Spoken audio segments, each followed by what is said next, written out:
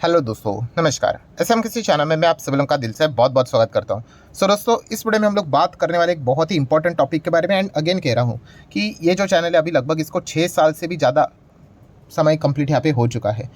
शायद से आपने अभी अभी ज्वाइन यहाँ पे किया होगा, कोई बात नहीं। जो पुराने सब्सक्राइबर है उनको पता ही है, मैं हमेशा बिजनेस को लेकर पॉइंट्स उनके सामने रख लेता हूँ। मतलब जब भी इस प्रकार की सिचुएशन जब क्रिएट हो जाती है ना, तो जो बिजनेस से रिलेटेड नॉलेज रखता है उसको पता चल जाता है कि कौन से सेक्टर को स्टडी करना है, कौन से कंपनी को स्टडी करना है एंड क्या क्या गलती भी नहीं करनी है।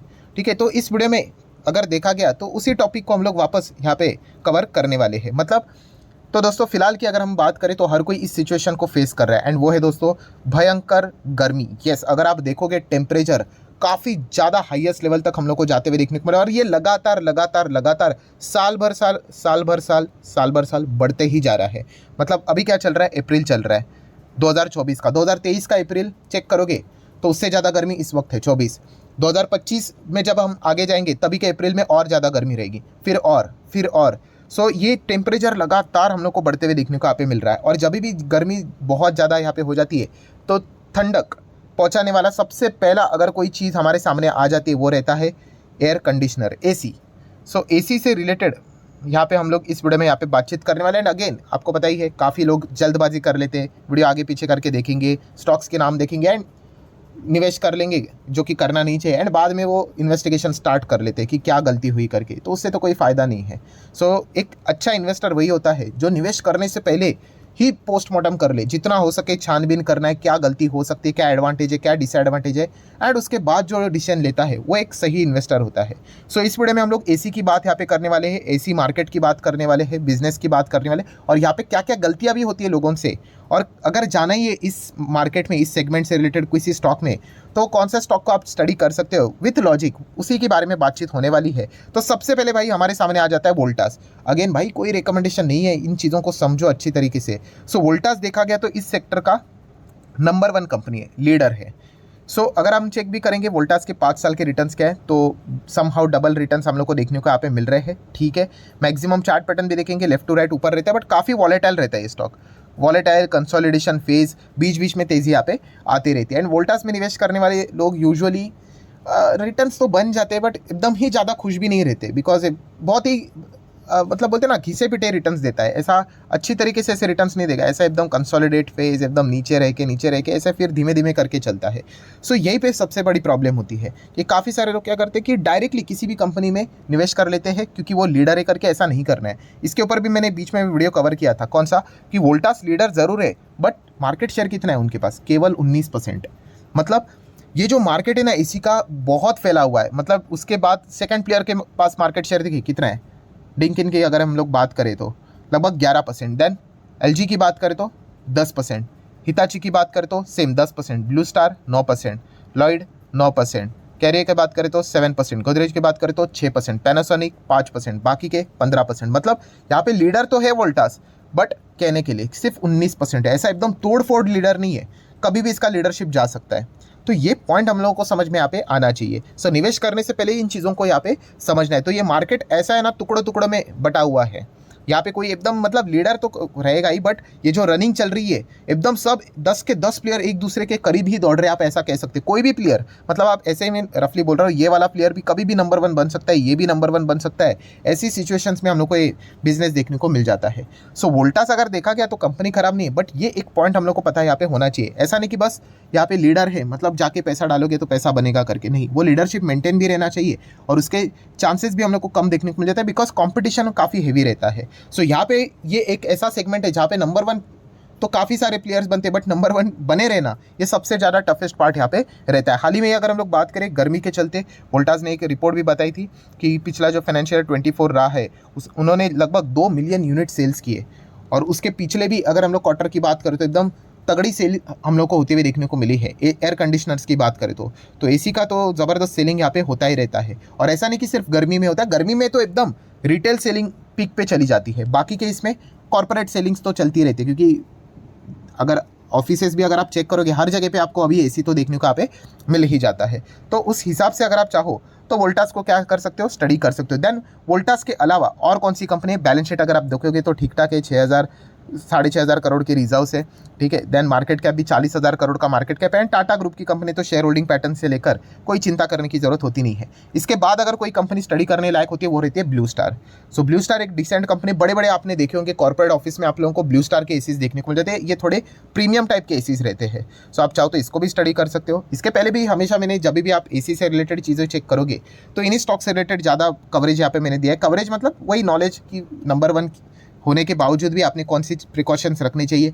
ब्लू स्टार देखा गया तो कॉर्पोरेट्स वर्ल्ड में काफ़ी अच्छा परफॉर्मेंस यहाँ पे देता है। बैलेंस शीट भी इसकी स्ट्रॉन्ग है। अभी फिलहाल तो जीरो भी यहाँ पे हो चुका है। लॉन्ग टर्म बोरिंग 1200 करोड़ के रिजर्व्स भी हम लोग को देखने को मिल जाते हैं। एंड अगर देखा गया तो ये कितना है, 28,000 करोड़ का मार्केट कैप है। एंड शेयर होल्डिंग पैटर्न कैसा है, वेल डिसेंट है। 36% promoter, FS 16%, almost 24% DS and public के पास 22-23% की होल्डिंग है। तो well balance share holding pattern देखने को मिल जाता है। तो एसी सेगमेंट में आप चाहो तो इन कंपनीज को स्टडी कर सकते हो। बट जैसे मैंने कहा कि यहाँ पे कोई प्रॉपर लीडर देखने को यहाँ पे नहीं मिलता है, बहुत बड़े डिफरेंस से।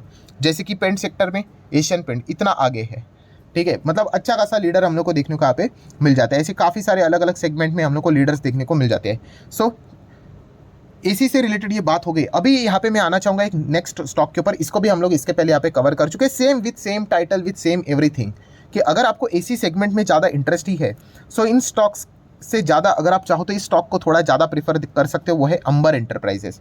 अंबर एंटरप्राइज को आप चाहो तो स्टडी कर सकते हो।